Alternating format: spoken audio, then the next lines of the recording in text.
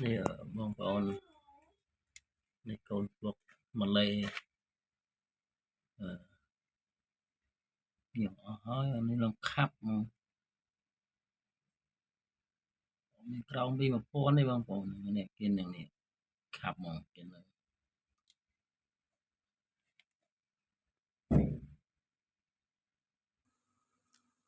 ហើយនេះជាកូនស្លុកម៉ាឡេលេងដូបងប្អូនអាយុវាបានមកខែ10ថ្ងៃហើយខ្ញុំចំដាក់ធុងទេលក្ខណៈគ្រួសារនេះនៅសល់តែ80គ្រាប់ទេបងប្អូនធំមកស្មើបើកន្លែងយើងទូចពេកនេះបងប្អូននេះកូនស្លុកម៉ាឡេ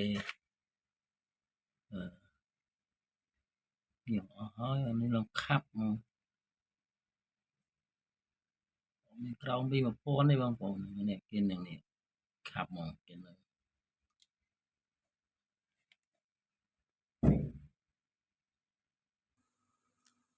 ហើយនេះជាកូនស្លុកម៉ាឡេលេងដូបងប្អូនអាយុវាបានមកខែ10ថ្ងៃហើយ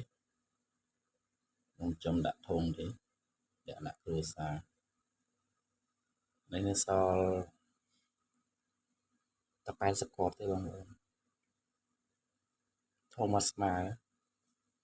បើកន្លែងយើងទូចពេក